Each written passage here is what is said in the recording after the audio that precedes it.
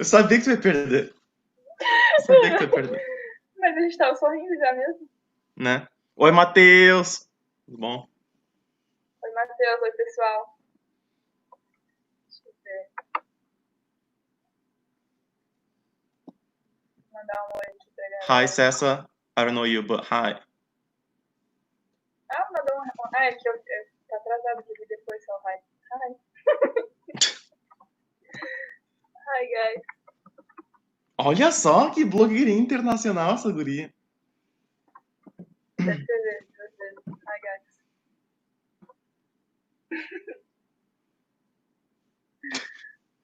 Legal. Vamos lá, então, né?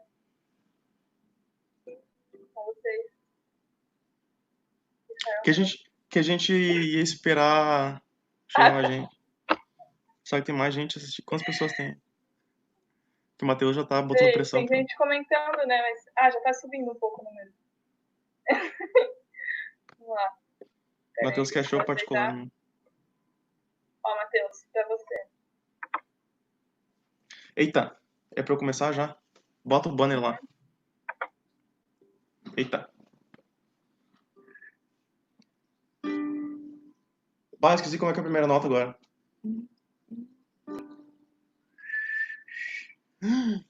Gente, que impressão. Nossa, que loucura isso.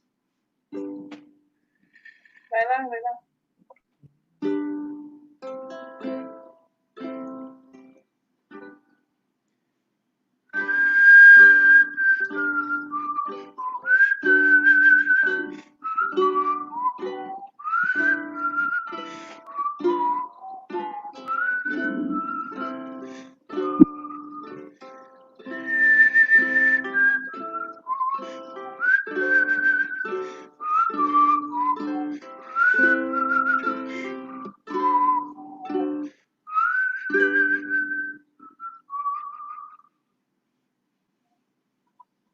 Feliz Dia dos Namorados! E era isso. Pode continuar. Não, agora eu vou guardar o negócio. Voltei, então.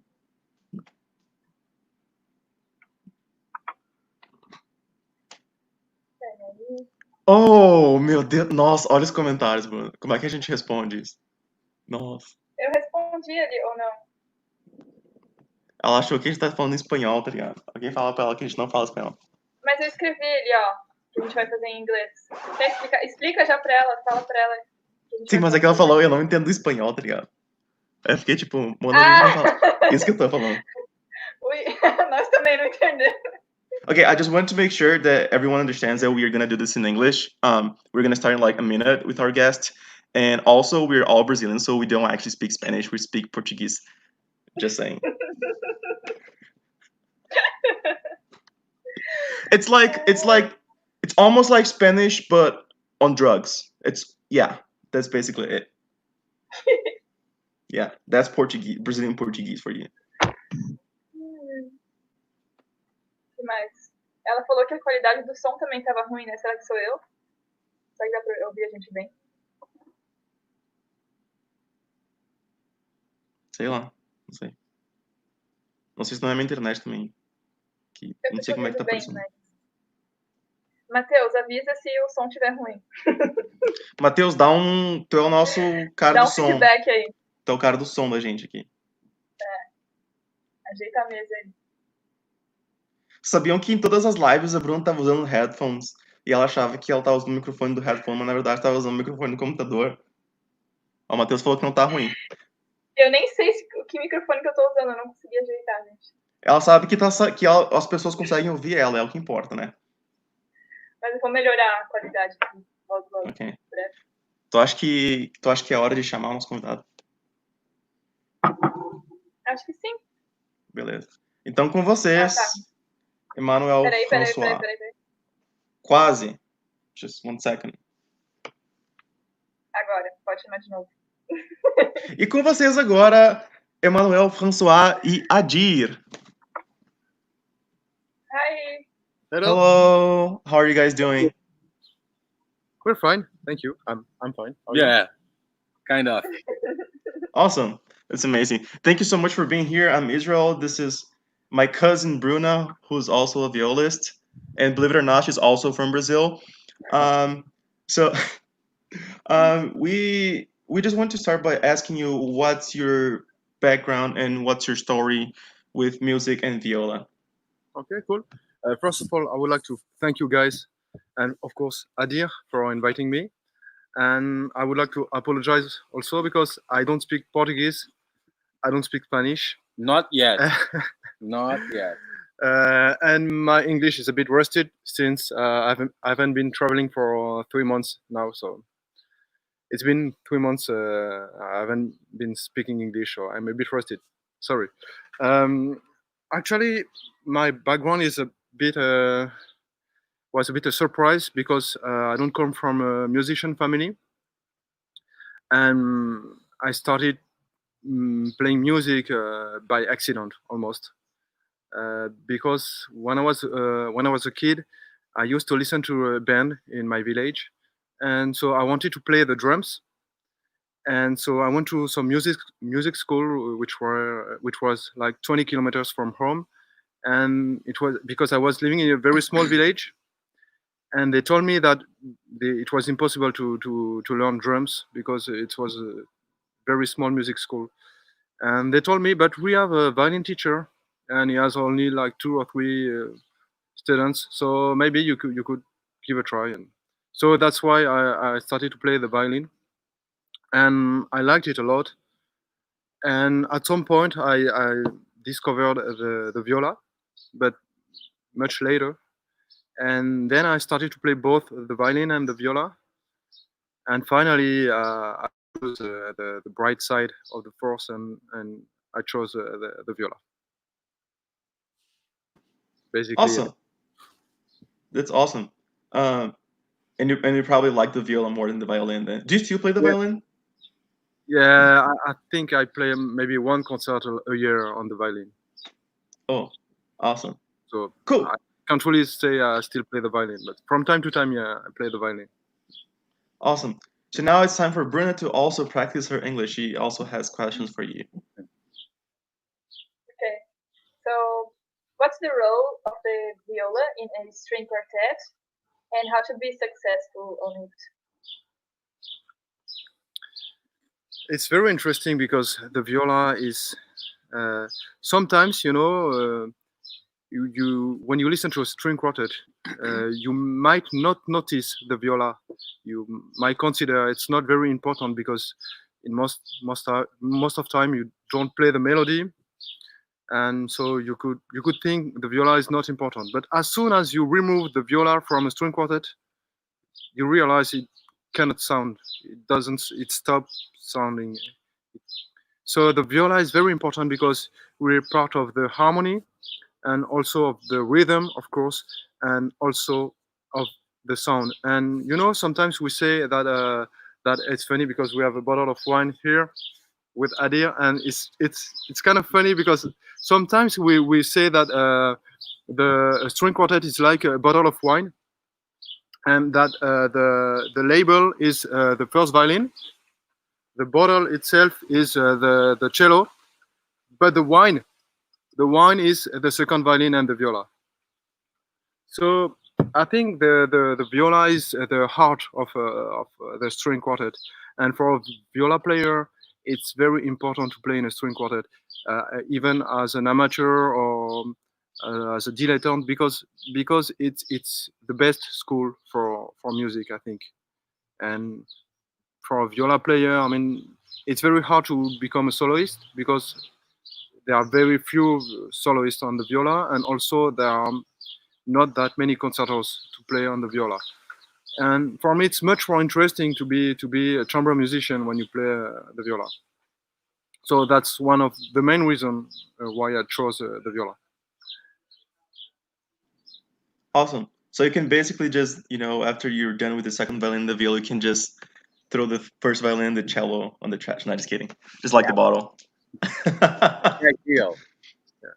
Awesome. And then like when you're so I understand that that's the role of the viola, but like when you sit on a viola chair for a string quartet, what are the things that you think about while you're doing the music? because I'm sure that with different functions, you also have um, different ways of playing it. So, how do you describe your style of playing chamber music because of your function within the quartet? You mean my personal style or our style as a string quartet?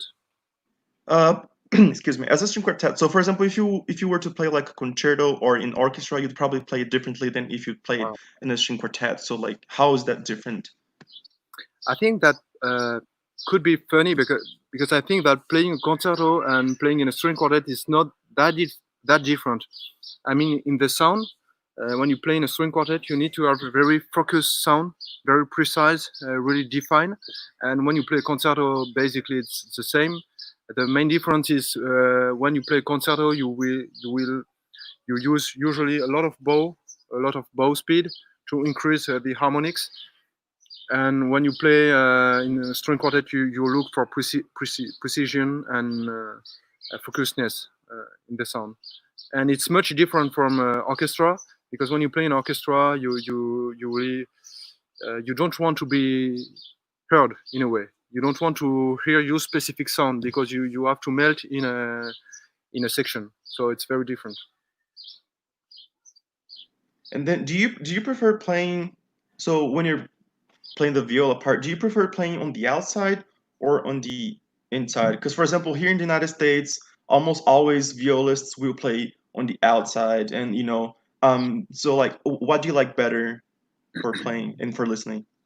I like better playing in the inside because you're in between the cello, the violins, and you're in the heart of the harmony. For me, it's more interesting. So I prefer being in the middle, especially Hmm. when you play, for example, quintets, string quintets. Could be two cellos or two violas, but usually the first viola or the viola is in the middle, and it's really I like this position. Yeah. And do you think that that also sounds better for the audience as well? It's very hard to say because I think that any good musician just adjusts, and you could play in the middle or in the or inside or outside, and it could sound very good either way because you have to adjust anyway. So Did you play? Did you have like a string quartet where you played regularly at some point in your career? I'm just you wondering. you mean before Yeah, like before before I joined the Van Kuik? yeah. Yeah. No, I've been playing a lot of string quartet, but when I was a student, and also after in my professional career as a freelance musician, I did a lot of chamber music. So from time to time, I played, of course, string quartet. But being in a permanent string quartet it's I think it's much different because it's not the same work. It's a long term work. It's a long term process, and I think it's very interesting because you go deep inside the sound, the music, and I love it. Awesome. So it's just funny. Mateus, which is the other member, he just made a comment saying that everyone is wearing blue. That's awesome. Now Bruna is also gonna I'm practice her English once again. you. Is that gray? Oh, Yeah, for me We too. have gray. it kind of looks like a shade of It's blue. I don't know. gray as well. Yeah.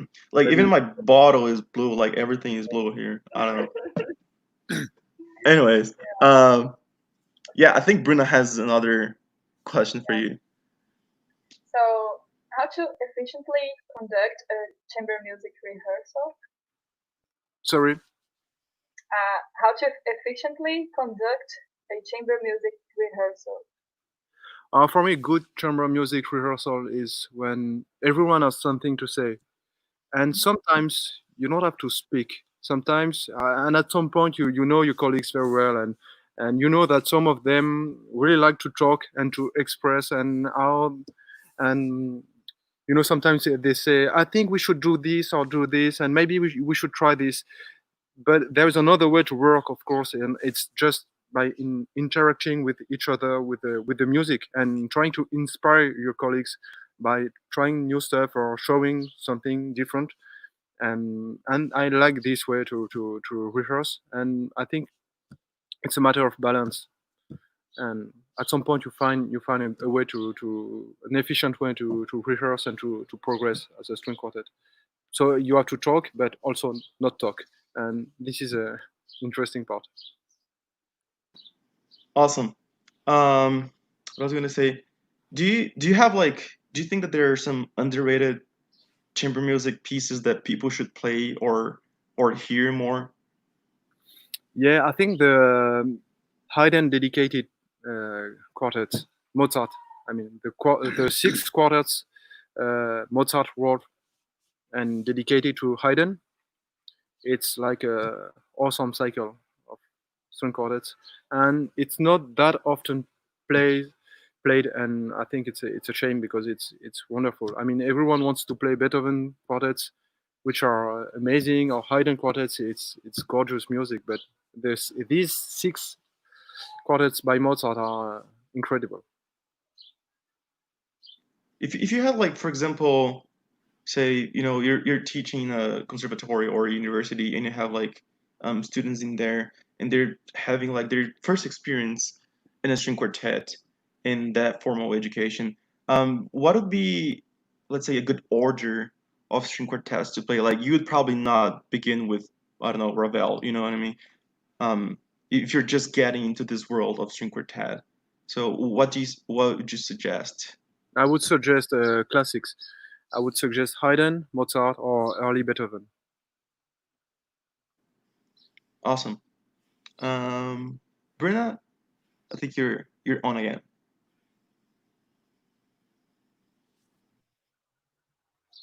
So,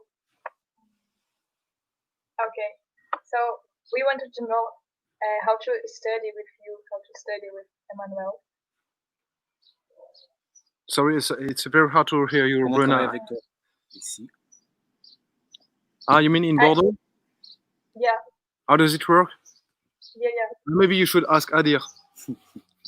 No, actually, I'm asking how to study with you. How to study with me. Yeah. Okay, I teach in two schools. I teach in Bordeaux Conservatory.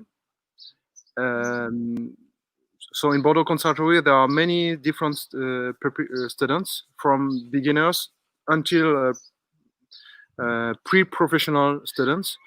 And I also teach in a pôle supérieur in Bordeaux, which is a kind of university. So it's students who want to focus on music and become professional players.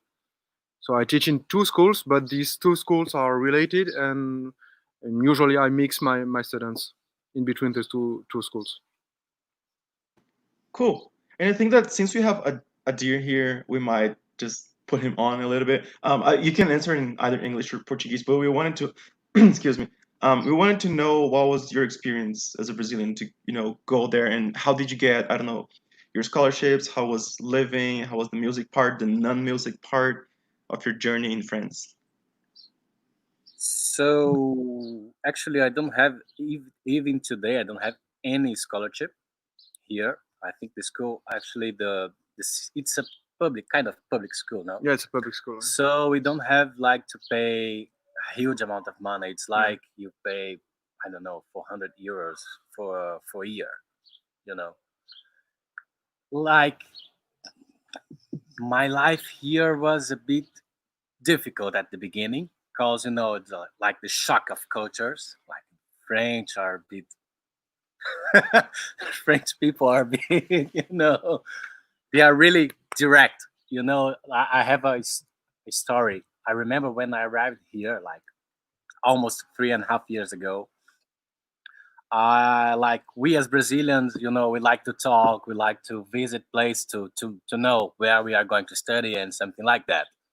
So I decided, actually, my third day here in Bordeaux, I decided to visit the school just to see the installations and something like that. When I arrived at the entrance, so the secretary asked me what I was doing there. And I said, okay, I come to visit the school, like just to know the installations, like the rooms and the teacher, to talk with somebody. And she said, no, you can't. You have to leave if you need to make an appointment to come here, you can't. So I was like, okay. But yeah, right now I think it's a bit better. I changed teachers like 3 times during these 3 years. Manu was my last teacher, and I have to say I'm a suspect to say, Manu, it's kind of my older brother. I don't treat him like a teacher anymore. At the Nice. beginning, it was a bit difficult. We like meeting each other. It was a bit difficult, not in a bad way, but But right now, I don't recognize him as a teacher. He's like another brother. That's it. In a good way. Yeah, Hopefully in a good way, right? yeah. Awesome. How But did you? it's Oh, sorry. sorry, it's not always like that in France. Usually, when he was talking about the school, usually it's much easier, and we like to host people and to welcome them in France. So Yeah. Wait, Ajir, how did you manage to learn French like so well? Guys, you have to come to France to learn. Like, there's a lot. We think Brazil, there's lots of bureaucracy. You need to come to France. There's lots of forms to fill.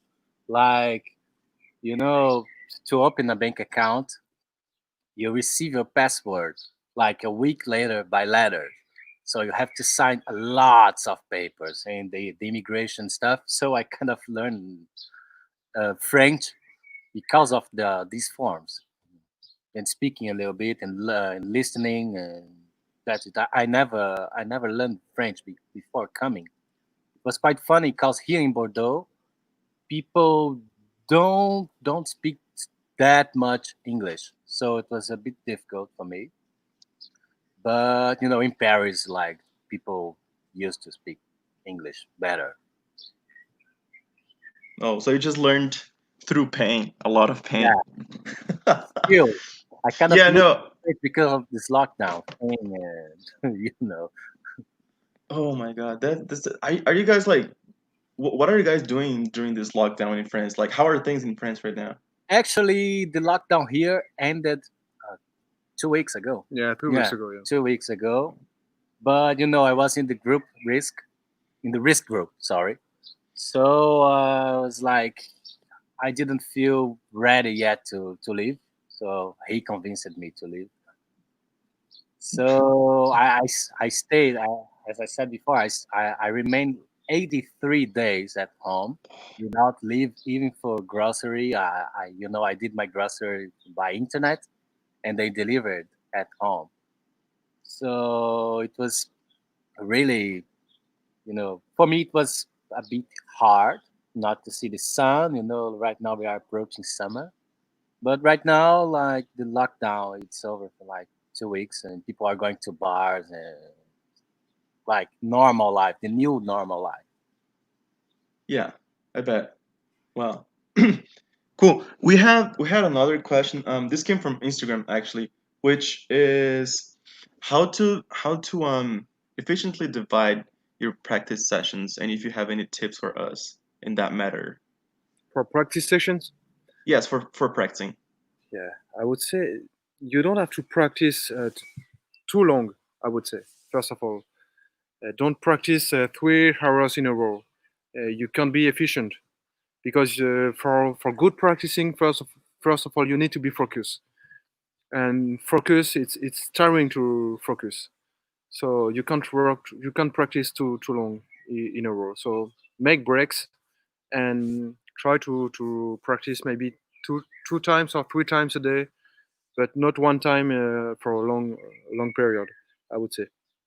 Then the most important is, like I said, to focus and to listen to yourself and to be able to analyze yourself and to find um, what you could improve. And then you have to develop some keys to uh, to improve stuff. I mean, for it's like being a good doctor. You have to make a diagnosis and then to find the cure. And so basically, yeah, you have to always to listen to yourself and to try to find some keys to improve and then to develop some your own stuff. Basically, I always say that for me the main point of teaching, the ultimate goal when you teach is that your students they become their own professors. And I think this is the goal we should all achieve. It's to become your own teacher, because at some point you don't need anyone to tell you that you should do this or this, because you develop your own voice and you know what you want as a musician. So the next step is just to find a way to make it sound like you want. Do you have a specific routine or like something that cannot lack in your practice, like something that you need to do every time you practice?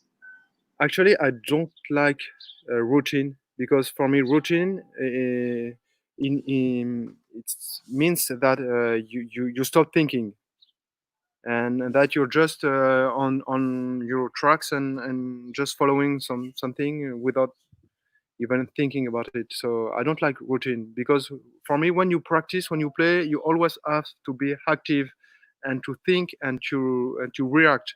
And so for me, routine is not effective.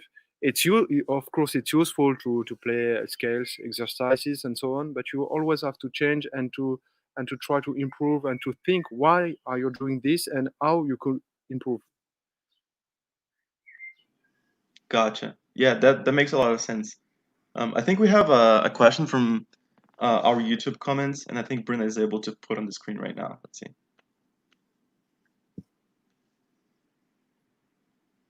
Well, actually, it's a bit special, because before I enter Lyon CNSM, I was studying in Geneva.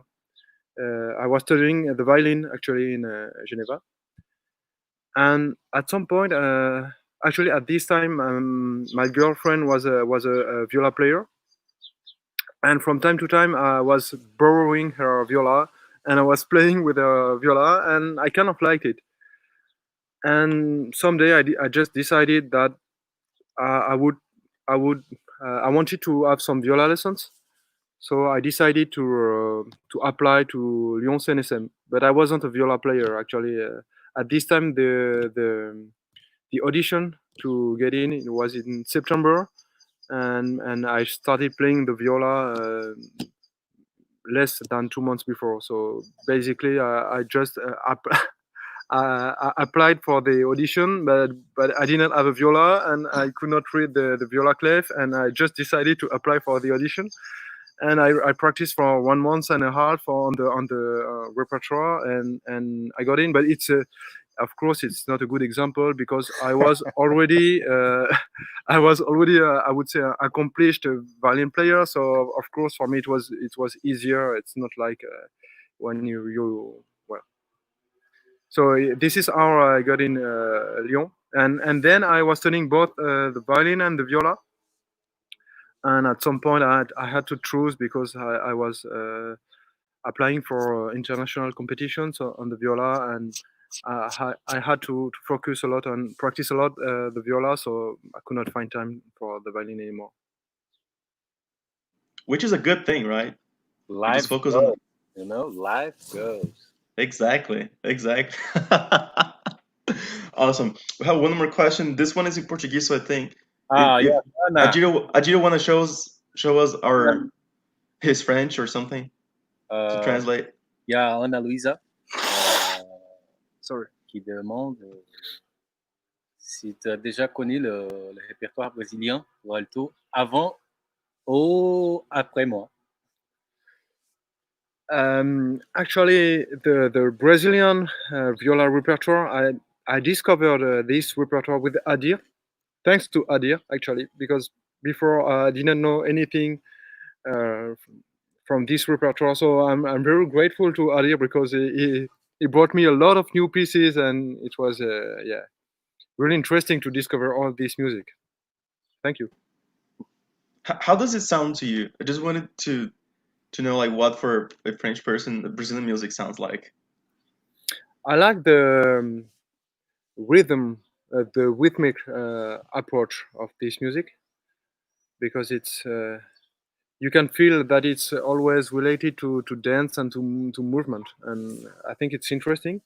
Sometimes the melody could sound a tiny bit naive, maybe, but it's always there is always something to do or something to create in this music, and it allows you to be very creative. So I think it's interesting.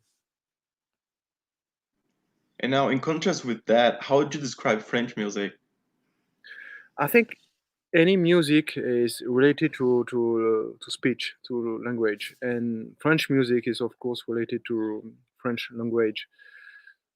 So of course, I think it's easier to play for French music when you speak French because you can feel all these colors, all these nuance, I would say in French, and because in French sometimes you whisper or sometimes and in Ravel or Debussy music, for example, it's obvious that the colors are very rich and the harmony is very special also, and it's very pregnant in the string quartets, for example. When you play Debussy or Ravel string quartets, you have to be flexible. You have to articulate to make the words sound very differently from a phrase to another one, and it's very rich, but it's not it's much more flexible than people think, because from sometimes I can hear some very good American or German string quartets, and they're amazingly good, but in French music, so I feel sometimes that they don't understand the the specificity of this music and this language, which is a bit special. But I'm sure that when we play some German music, they think that we're completely out of music. So so it's okay.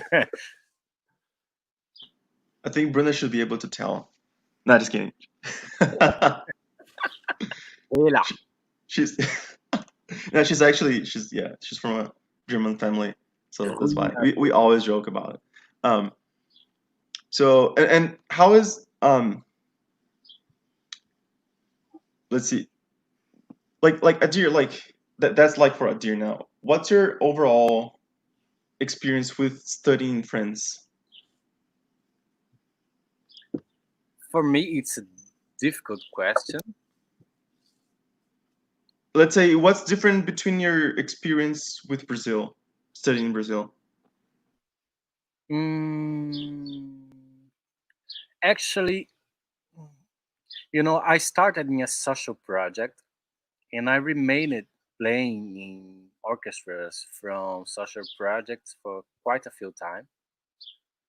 So my education was like, social projects, and I didn't had that experience.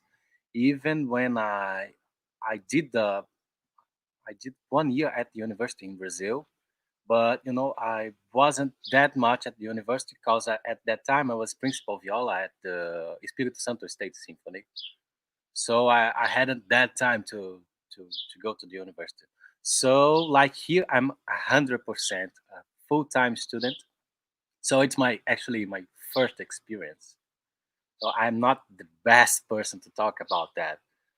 But as I said before, uh, my beginning here was a bit difficult. I don't know if maybe if you did FEMUSC before, you probably met Tasso Adamopoulos. So actually, I'm here because of him.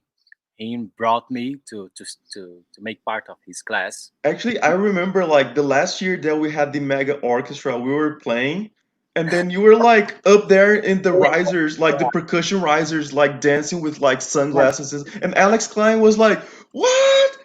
Yes, that's how I remember you. Just saying. For me, my heart with sunglasses at the middle of the percussion, like crazy. I was completely drunk. So anyway, I arrived here in France because of Tasso. In that famous, he invited me to come to study in his class, and he had quite a few problems, and he moved back to Paris. So I changed teachers like for like two times, and my previous experience wasn't that nice. It was okay, but it was really hard. I wasn't motivated to keep playing something like that. And then Manu arrived, and everything changed. Like everything. When I say everything, it's really everything. Last year, I don't remember last year or 2 years ago, I almost quit viola. Really, I was really upset. I was really, unmotivated. And he never let me, give up. And after that, he helped me. I won a competition. So because of him, so that's why right now my my relation with him it's way beyond teacher and student.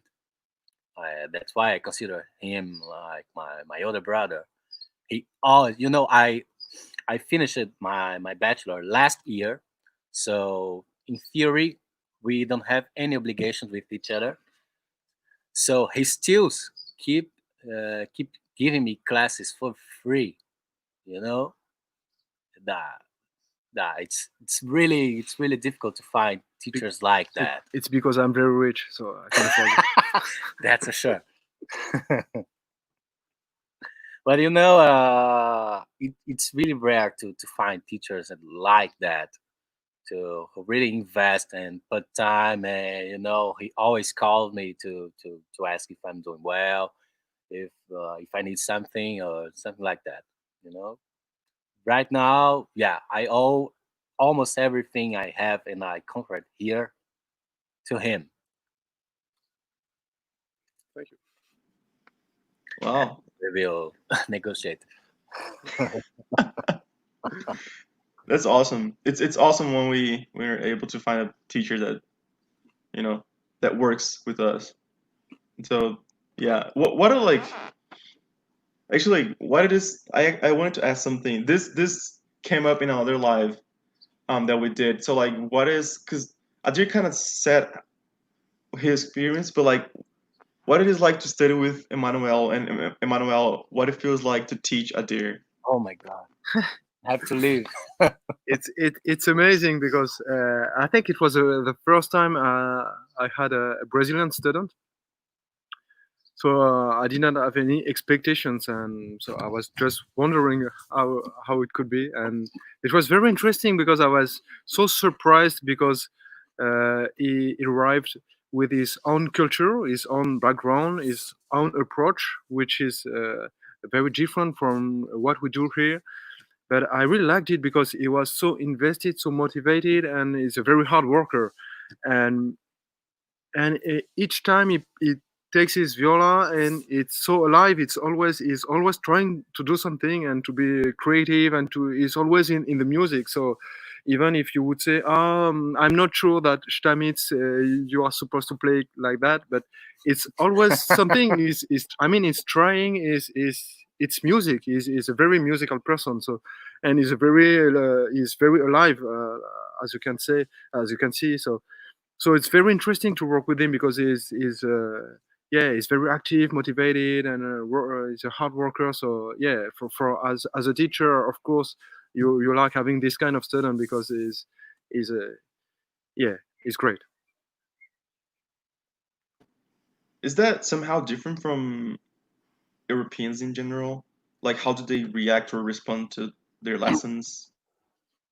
I mean, every person is different, but I would say that in general, European musicians, their approach is sometimes more technical. I would say, and Adir, his approach is from the music, and then he tries to deal with his technique. And I think this is the good approach because as a professional musician, you have your tools, and you have to do the best with your tools. And the most important thing is always music, and it has always to come from the music, and technique is just tools. So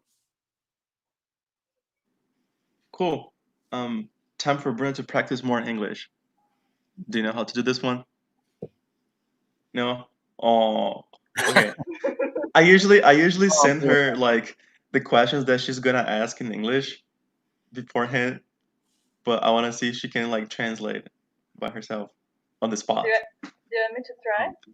Yes, please. She speaks okay. Her Oh. English is like really good, and she's always like, "I don't know English, blah blah blah." But it's actually pretty good. Her English and German and Portuguese also. Yeah. Okay. no, great. So, my question is, what do you like to do the most in music? Like working with chamber music, or in education, and in like giving lessons, or I don't know. For me, it's a balance, because I need to be on stage. I need to play music. I need and as I told you, chamber music and string quartet is for me the highest point you can achieve as a viola player. So I'm very happy as a musician, as a performer. I'm really really happy. But for me, it's not enough. I need to share. I need to and also teaching is very interesting because it makes you think. It makes you ask questions, and it makes you question your practice, your music, your approach in general.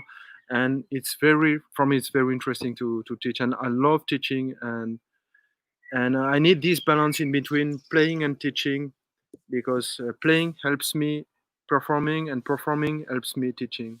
So I really like this, and I need this balance.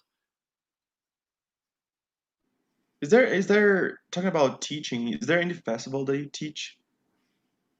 Yeah, this summer I teach in Brittany, in the west of France, and usually I teach in, I would say, two academies or festival in France.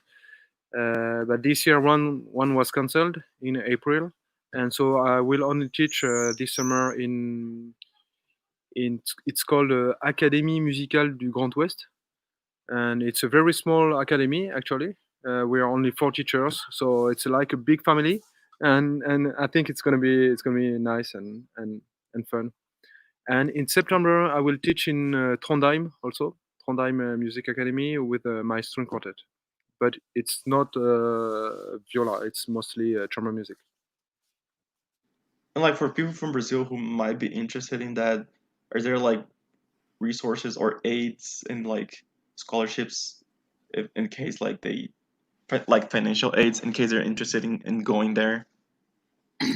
Which the academies you mean? Yeah, any of the courses that you teach through the summer. I think that for Brittany Académie Musicale du Grand Ouest, there is no scholarship, but it's from case to case. I mean, if the student writes and he say that he has financial issues, and but he is very interested to be part of this academy, maybe you can consider him and try to help him, because we're as I told you, it's a small academy and it's a big family, so we can try to find a solution to help him. For Trondheim Music Academy, I don't know. I could not say. Maybe. Yeah, we I mean we might just search for that and find out. Um, cool. I think we're getting towards our last question, but before that, is there anything important in terms of music that you guys wanted to share with us today? It can be both Adir or Emmanuel. I'm just a guest. He's the he's the man.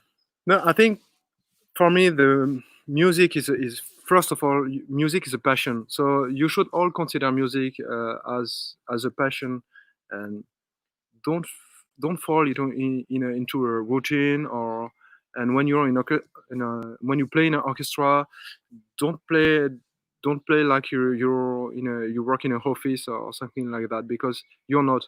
And if you're an artist, even if we don't ask you your opinion because you play in an orchestra, you're a section player, but you're still an artist and you still have something to bring to your section and to your orchestra and to music in general. So never forget this, and always keep in mind that the first reason you choose this job is because you love music and you have something to bring to music, whatever. It doesn't matter what is your level, what where you play in Carnegie Hall or in a very small church. We don't mind. You have something to bring to music, and this is important. So you should keep this in mind and don't fall in the office, office way of practicing music, because music is not a normal job. Music is first is a passion, and it should stay a passion. Even if you, yeah, if it becomes your job, it should stay a passion.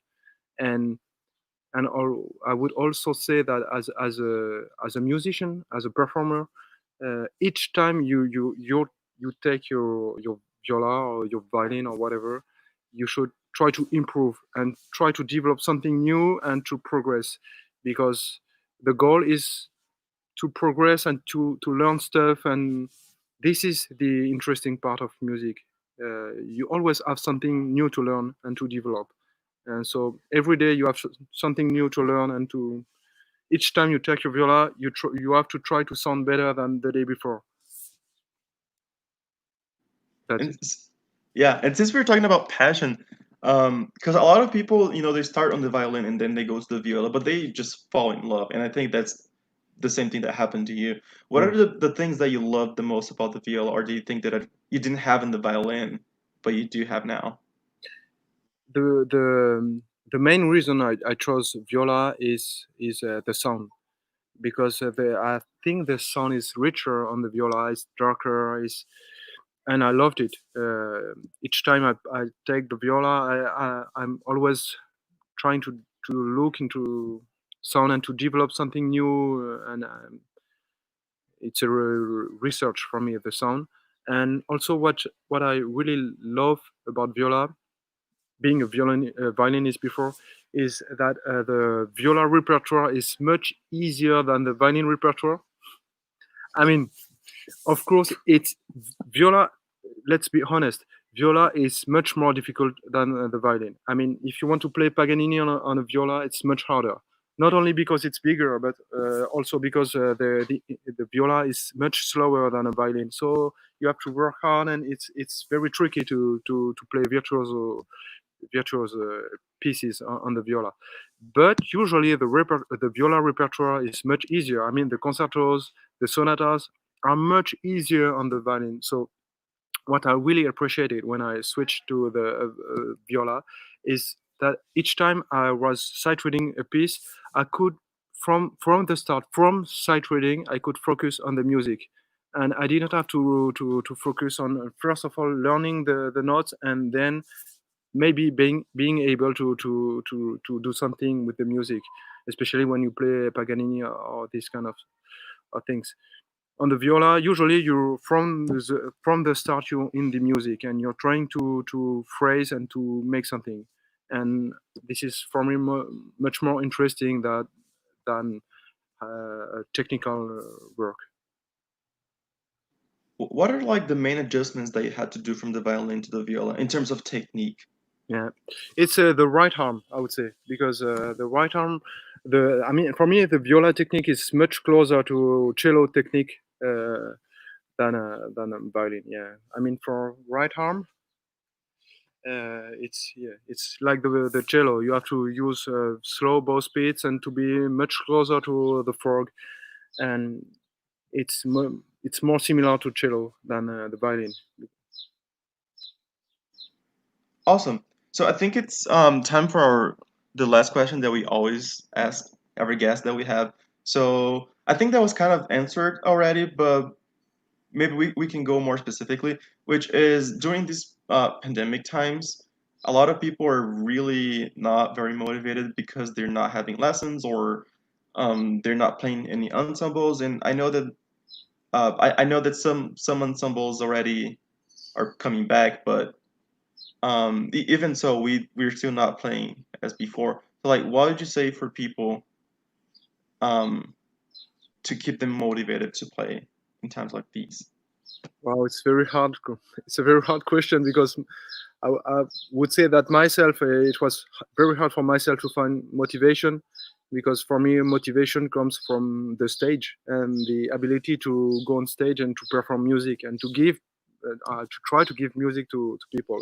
And I could not do that for months, so it was difficult. But I would say personally, what helped me was to teach, because I was seeing my students, and so that I had to keep playing at least a few times a week, because I had to teach, and so that really helped me. But I think you have to define some challenges, even if it's small challenges. I mean, it's not. I'm not talking about posting every day a video on YouTube with a scale. No, just for yourself. I mean, because first of all, you play music for yourself, and also for the people. Okay, but first it's for you, for yourself. So just define small challenges and just step by step try to do something. Cool, awesome. And before we say goodbye, our third member, he's actually he is actually, yeah, Mateus, he's here. We, we, we, He literally just He wanted wants to say hello and say goodbye. Is he still here? There you go. yes. Yeah, we Hello. usually do all of us, but we thought that you guys were gonna be in two different screens, and we didn't want to put five screens, so they would be like too small. But now, yeah, Mateus is here. He was just he wanted to show up in the end. We didn't So get the half of the bottle, so I think we should continue. sure. I mean, is there anything else you guys wanna talk about? I'm fine. Go on, Nadia. I think it's I'm better answering than like thinking for myself what to talk about. Mateus, do you have any questions? No Or- speak English. I can translate. Faz em português, Matheus. Faz mímica. Ai, ai. É, os dois estão com as violas? Não, eu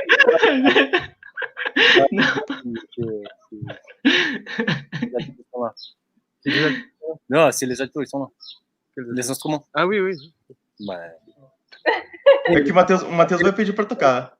Ele tem alguma coisa preparada pra tocar? Será que ele pode quer tocar? precisa jouer. Quelques morceaux. Non, on est dehors en plus. Ele disse que não, porque ainda por cima a gente tá do lado de fora. I mean, Então, really, tem os outside. vizinhos aqui, bilhotando vizinho aqui o tempo todo. Ah, tá. Ah, que pena. Enfim, eu não sei se a Bruna e o Matheus têm mais algum comentário ou se o Adílio tem mais alguma coisa a acrescentar. Não, é só me perguntar, porque eu sou péssimo em pensar assim, responder. É bom me perguntarem que aí eu respondo. Não, eu também. Aí eles me botaram pra falar com os professores que falam inglês, aí eu tenho que pensar nas coisas muito rápido. Botaram o pior cara aqui, me sacanearam. Eu tô vendo aqui se tem mais alguma coisa do YouTube que quer que eu coloque nos comentários. Sim, parece que tem mais uma pergunta. Eu acho que eu vi aqui. Vou mandar um abraço e um beijo pro pessoal lá de casa que tá assistindo. Estavam perguntando aqui. Tem aquela guria aleatória, ela fez uma pergunta, não sei se quer botar no banner ali. Vou colocar então. Francesa. Vai lá.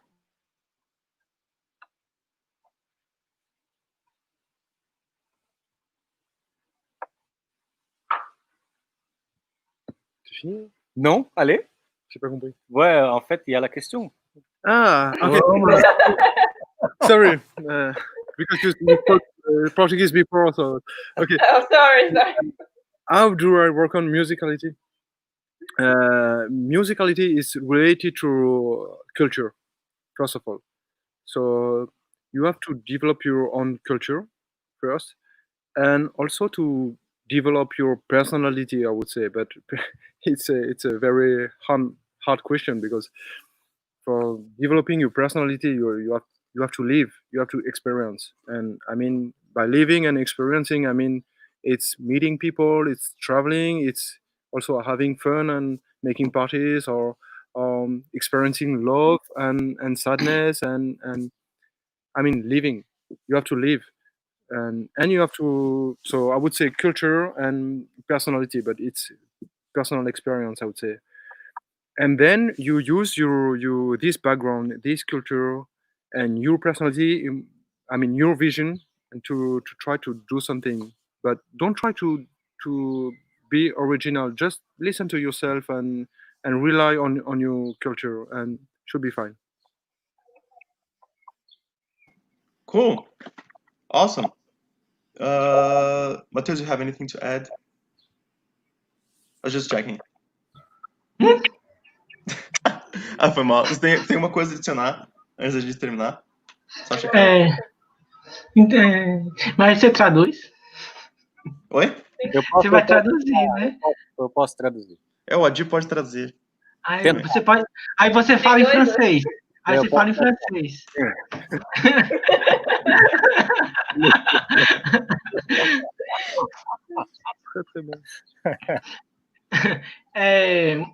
É mais em dúvida, que ele, pelo que você falou, ele participou de premiações, não foi? No seu no histórico, não foi, Adido, que a gente conversou. Ele teve competições como solista, mas o quarteto já é bastante premiado. Até. Como foi a preparação deles? Como era a rotina de estudos? Ou já chegou a perguntar sobre isso? Eu nunca ao campeonato? Eu estou ouvindo algumas coisas, eu também, inclusive, estou ouvindo algumas coisas que ele nunca tinha me falado por aqui. Mas, enfim, sobre rotina para a preparação dos concursos. No quarteto dele, como foi? E como é o entrosamento com o naipe dele? E ele, como se conheceram? Várias perguntas em uma só. Mas vou tentar.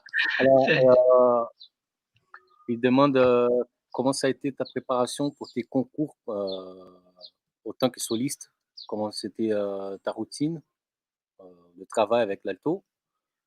Après, il demande comment ça se passe avec les quatuors par rapport à la chimique entre vous.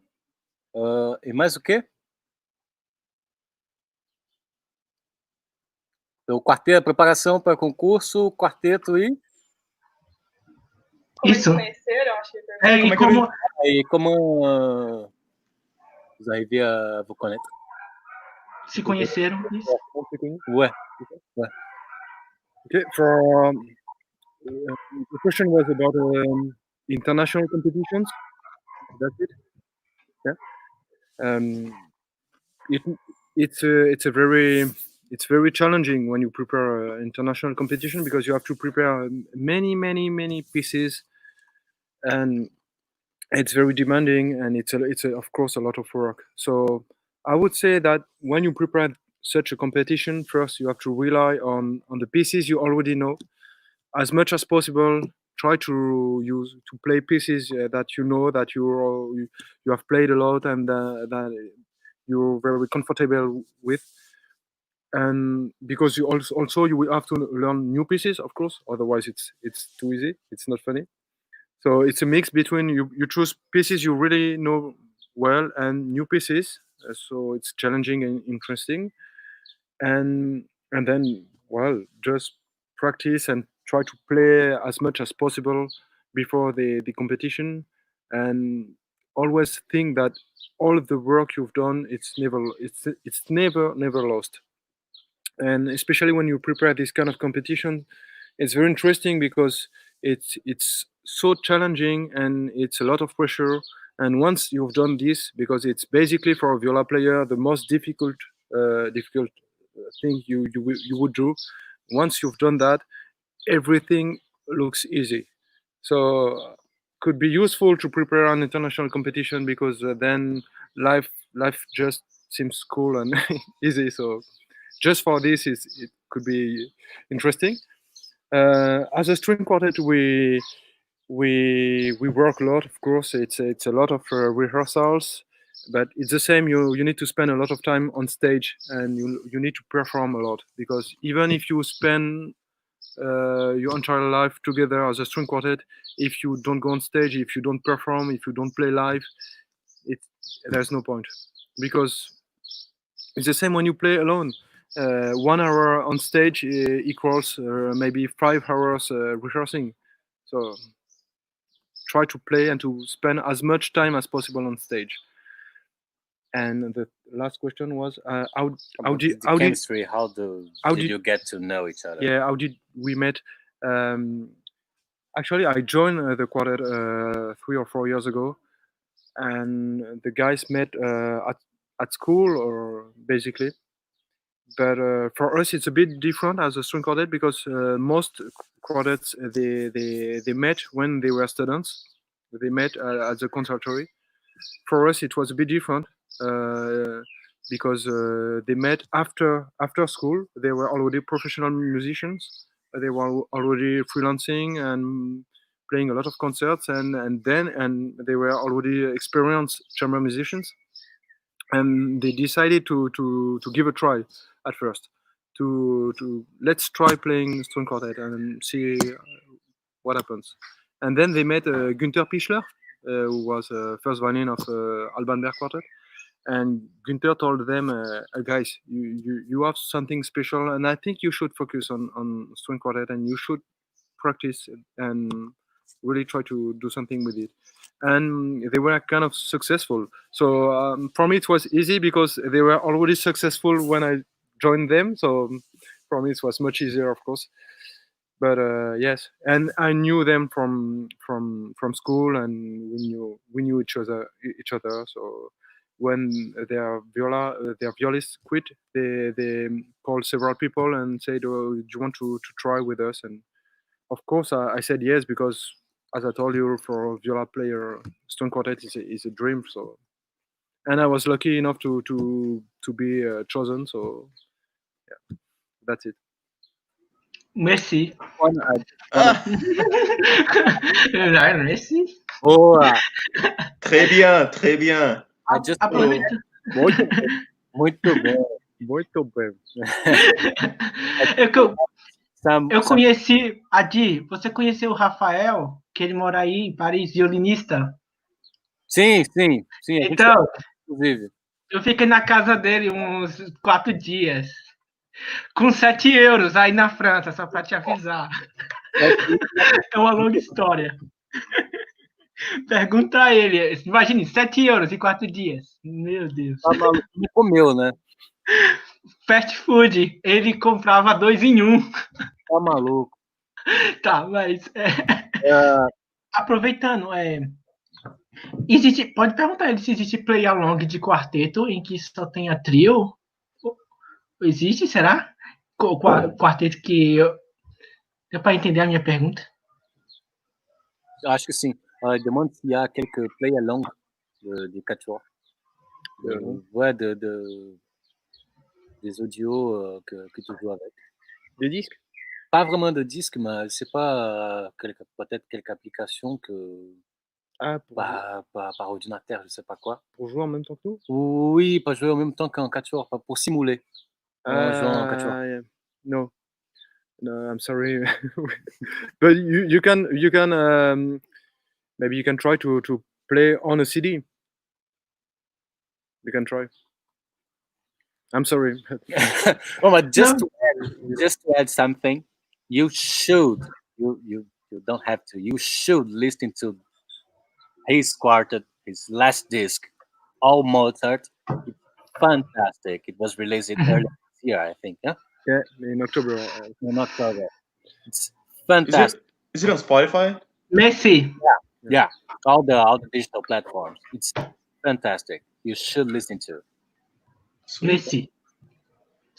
We also have a really random question. We got like a comment in French, and we don't know what it is. We just want to ask what that meant. Where? I think Brenda is going to be able to put on the screen. Well, I will speak in português. Ela tá só falando que ela tem uma amiga que diz que ele toca muito bem. e que ela gostaria muito de escutar ele tocar. Basicamente. Aí ele não vai tocar pra gente, então. Olha, quando esse botou um tipo. Non, non, c'est possible.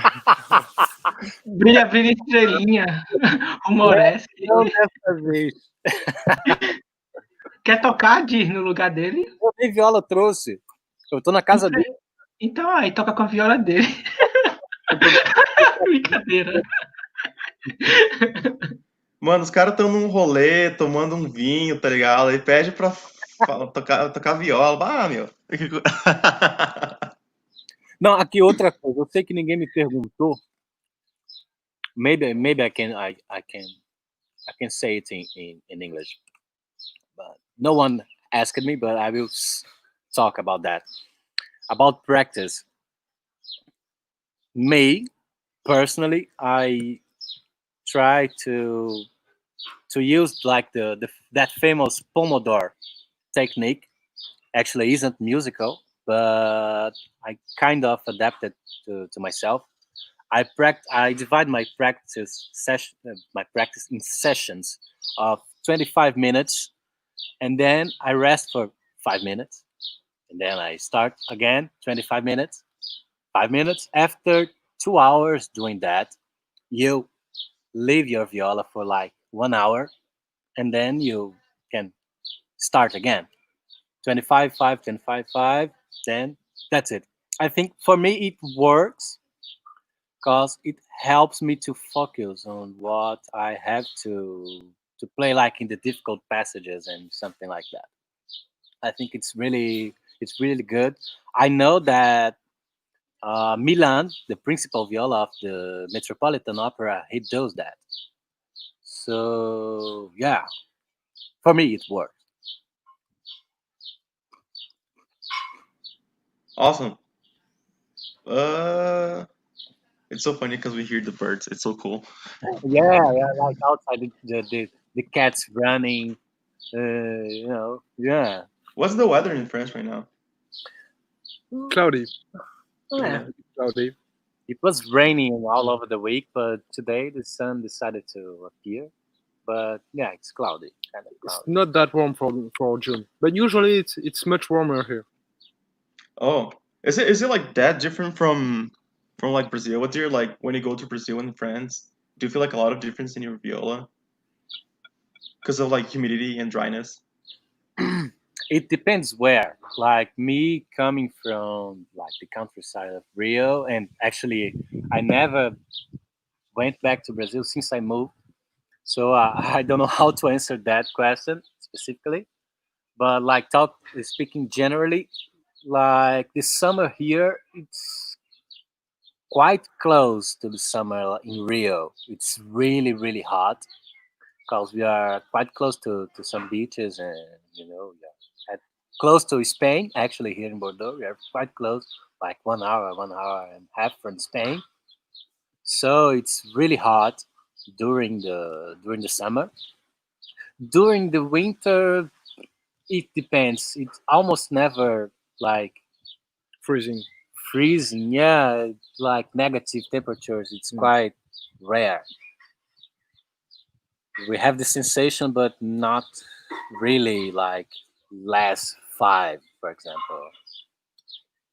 And snow, it's really difficult to snow here too. Like it's really rare. Yeah. And when it snows, it's like it's not so much. Completely different than Paris, for example. It's really freezing. It's a bit warmer here. Yeah. That's weird. Even here in West Texas, we have snow sometimes. Like we have like real snow sometimes. It's the weirdest thing ever. Yeah, because we're very close to the ocean, so no snow. Yeah. Oh, gotcha. Anyways, awesome. Fala, Matheus. Se prepare, isso aí era uma surpresa.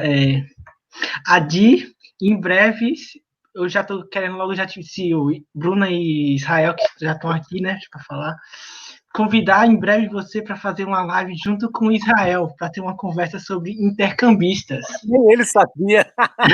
O Matheus, ele fica tipo... O Matheus fica assim... Adir, eu quero te convidar, eu quero te falar uma surpresa. E é surpresa mesmo, porque nem eu, nem a Bruna sabemos o que ele vai falar, tá ligado? Ele pensa na hora, assim. Só para te avisar que pode ser que em algum momento aconteça. Já estou convidando o Israel, né? Israel também, se quiser participar. Se quiser, né? É uma Se quiser, né?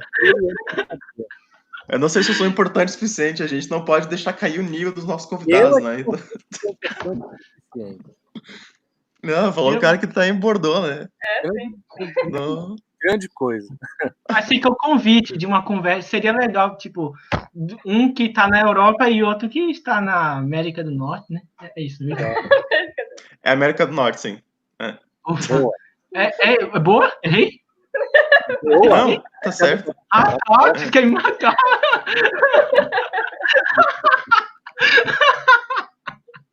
São tão Desculpa, era só isso, mas seria top, só pra dizer. Yeah, I think you were able to notice, but Mateus is like the funny guy of the group. Like, Yeah. totally. Like, I totally. Before. He is. That's why I put him on. Cool. Anyways, we would like to thank you too, actually, for taking some time to talking with us about like so many interesting things about the viola and especially chamber music. So thank you very much for that. Thank you, guys. Thank you. It's a good opportunity to come back drinking. It has been like almost a month I don't drink, so good opportunity too. Awesome. That was a really good excuse, right? That Yeah. we just did this live interview so you guys could, get together and have some wine. Thank you. Yeah, some Yeah. more. We haven't finished it yet, so yeah. Awesome. All right. So thank you very much, and I hope to see you guys at some time soon. So No surprises, yeah. yes, more surprises. Thank All right. you. Thank you. Thank Bye you. bye. Take care. Au revoir. Obrigado. Merci. Obrigado, né? Como é, Emmanuel? Danke. Obrigado. Valeu. Tchau, tchau.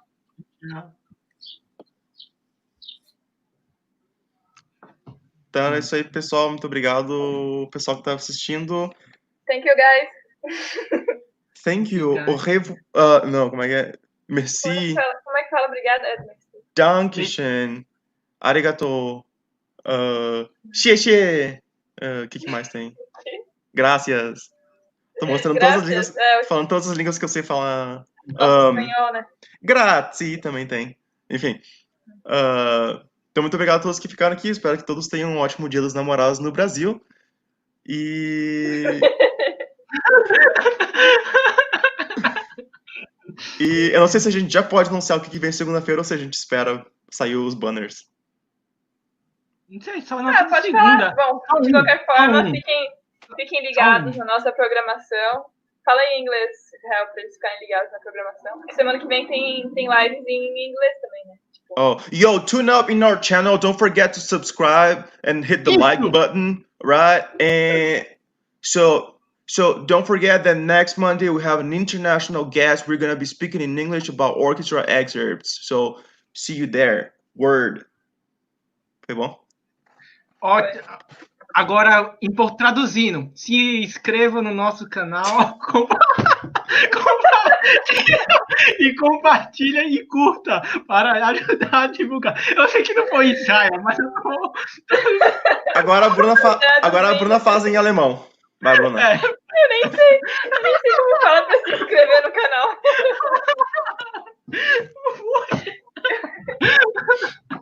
Então tá, gente. Fiquem ligados. Ok, não vamos falar quem é nesse momento, mas estudem seus excertos de orquestra. É só o que eu tenho para dizer para vocês. Estudem seus excertos de orquestra. Porque a gente vai ter mais... Além disso, tem uma surpresa semana que vem, não tem? Semana que vem tem a surpresa, gurizada. Tem a surpresa. Por isso, se inscreva e compartilhe. Exatamente. O Razeiro vai ficar louco, vocês vão ver só. Pois é. Então tá, gurizada.